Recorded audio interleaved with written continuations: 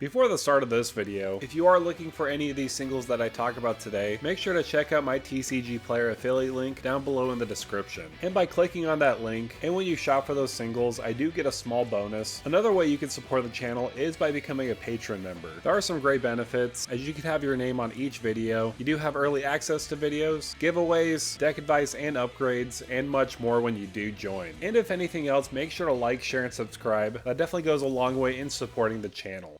Hey, how's it going YouTube? This is Devin coming back at you with another video today on PubStomp MTG, and in this video today I wanted to go over the 5 strongest token commanders that you can play in Commander right now. And tokens as a theme is quite popular. A lot of people love making a huge amount of tokens, putting a Craterhoof Behemoth on the battlefield, swinging for victory, or even just making a bunch of different other type of tokens like artifact tokens with treasures, food, or even clues. But in today's video I wanted to share with you today my opinion on the best token commanders that you can be playing right now. My opinion may differ from your opinion. Let me know down below in the comments what is the best token commander for you. And so now with that said, let's get started with the first commander.